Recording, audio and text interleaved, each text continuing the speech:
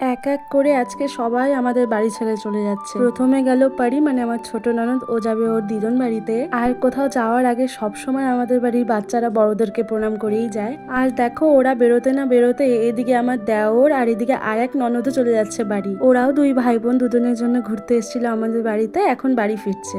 এত হই হুল্লোড় হওয়া বাড়িটা কিছুক্ষণের মধ্যেই একদম খালি হয়ে গেল। বাড়ির থেকে যখন কোনো একটা মানুষও চলে যায় তখনই বাড়িটা পুরো খালি খালি লাগে। আজকে সকালে আমি একটু তাড়াতাড়ি স্নান করেছিলাম, পুজো দেবো বলে বেরিয়েছি, তখন দেখি ওরা বেরোচ্ছে। তাই ভাবলাম আগে ওরা বেরিয়ে যাক, তারপরে না হয় আমি একটু শান্তিতে পুজো করে নেব। আমারও যেন অনেকদিন ধরে কোথাও ঘুরতে যেতে ইচ্ছা করছে, কিন্তু সময় আর পরিস্থিতির অভাবে যেতেই পারছি না। কিন্তু বিশ্বাস করো কিছুদিনের মধ্যেই নিশ্চয়ই একটা জায়গায় ঘুরতে যাব। পুজো সেরে এবার আমি করব সকালের জল খাওয়ারটা। দেখতেই পাচ্ছ সকাল 11:30 বাজে। যতই তাড়াহুড়া করি না কেন কিন্তু সময়ের আগে আর আমার কোনো কাজই হয় না, সেই খেতে খেতে এরকম টাইমই হয়ে যায়। আর আজকে আমি খাচ্ছি বাঁধাকপি দিয়ে পরোটা আর চা। রান্না বান্না যেহেতু সমস্তটাই আগে হয়ে গেছিল, তারপরে আমি বাকি কাজগুলো করে নিচ্ছি। আমার জানো তো কাপড় কাচতে, বাসন মাজতে বা ঘর ঝাড়ু দিতে, ঘর মুছতে খুব ভালো লাগে। আর আমাদের মেয়েদের শ্বশুর বাড়ি আসার পরে এই সব কাজকেই আপন করে নিতে হয়। তাই বলে আমরা হাউসওয়াইফ হয়ে কিন্তু কারোর থেকে কোনো অংশে কম নই। সেই সকাল থেকে কারো ঘুমানো না অব্দি রাত পর্যন্ত আমাদের ডিউটি থাকে। আমি মনে করি কোনো মানুষেরই কোনো মানুষের সাথে তুলনা হয় না,